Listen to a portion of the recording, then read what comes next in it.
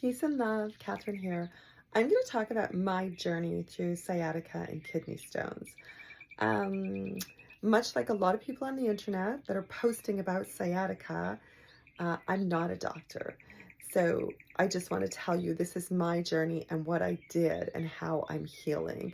So it's been about 10, 11 days now. So the Tuesday, about like 10, 11 days ago, I actually collapsed in the shower. I woke up in the morning with kidney pain, which isn't so common for me, but I've had it before, usually when I'm cold, and I tend to get cold easily. And I started getting weaker in the morning. I started feeling like sore from my kind of like waist down. And then I thought, okay, no big deal. I'll just go take a shower and go about my day and wash my hair. So as I was washing my hair in the shower, I collapsed. I went down. I started crying. Didn't know what was going on. Could barely stand back up. My pain was so extreme. So finished my shower, uh, sitting in the bathtub, rinsing my hair off, got out of the bathtub, called my doctor and made an appointment to ask for an x-ray. I said, there's something wrong with me. I can't stand up. I keep collapsing and I keep crying. So I got a phone appointment the same day and was basically just told it's sciatica, which I'm going to talk about that term a little bit again later on. So again, myself, not listening to myself, not taking it as seriously as I should have. I thought this is really strange. I've had sciatica before, but not like this, not where I couldn't stand up, not where I was crying, not where I'm collapsing. So I called a friend that was able to see me that night, and I went for acupuncture that night. She's an acupuncturist and a massage therapist, and I couldn't lie on the table. She tried to cut my leg, and most of the pain was, the pain went like went from both my kidneys to my hip, all the way down my hip, down my leg. And I was just like, I kept crying and curling up into a ball, and I couldn't sit still. And she'd try to put the needles in, and I'd hold it for like a few minutes, and then I would just start crying again. So I called my friend. He came to pick me up and went to emergency the next morning. I live in Canada, so the Canadian hospital system is very different than it is elsewhere. And I don't really know what it's like in the States because I haven't been to the hospital in the States. So I went to the hospital collapsing, crying. They admitted me quite quickly, and they did a CT scan, and basically I was releasing, I had kidney stones and sciatica and 5 days of medication. So 5 days of morphine and 5 days of antispasmodic drugs for my leg. Still with the inability to stand up straight. So I'm still crying, and my sister calls, a few of my friends call. I go, this isn't normal. I can't walk. Like, my back is kind of keeled over. And then my close friend, who's an angel, an osteopath, we text usually every day. Good morning, hope you're wonderful, blah, blah, blah. And she texts me, how are you? And I go, I'm not good. And so I mentioned like what's going on a little bit. She said, okay, I'll come over on like, I guess I think on Saturday. She ended up coming over on Saturday. So I was just crying a lot. I took the medication for 3 days. I contacted another friend. They sent me to a Chinese herbalist, in which case, again, I had a phone appointment.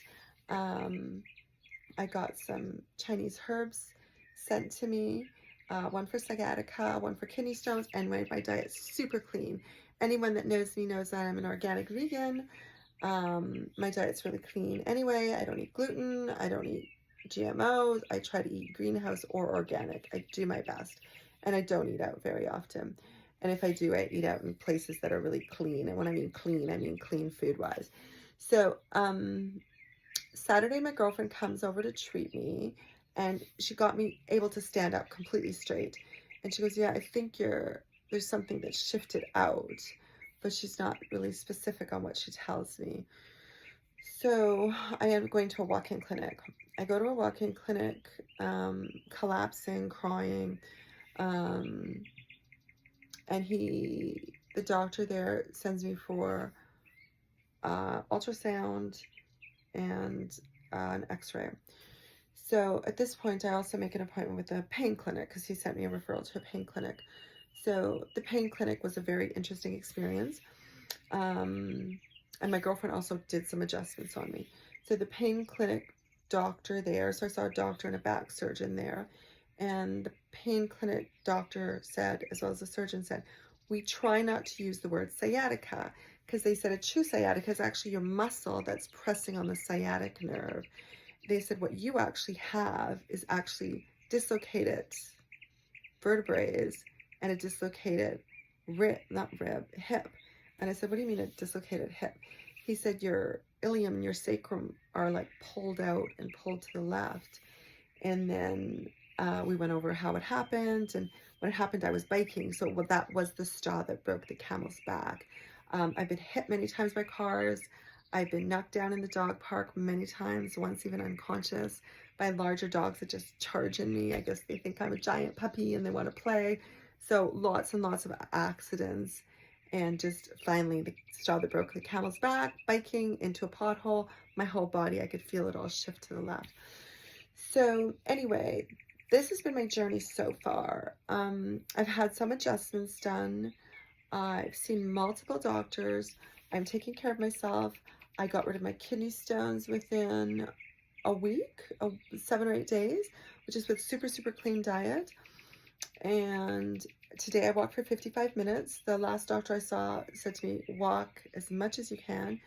I started taking CBD at night, which is hugely important because I wasn't able to calm down at night. I was crying so much, so hard, in so much pain, not able to get comfortable, that I felt like I was going crazy. I was sleeping 5-10 minutes a night, several times during the evenings, like several times during the night.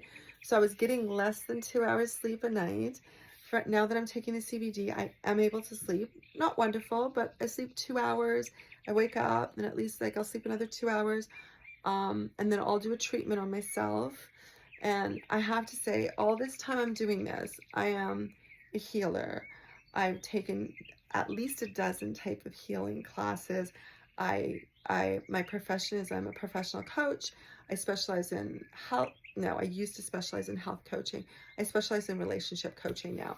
So what I started doing, even when I was crying, saying, thank you for my healing, thank you for my healing, thank you for my healing, I found some binaural beats that I like that actually say, your body's healed and, repetitive. So even in your worst state, you have to remind yourself that you are healing. Every day you're getting better and better.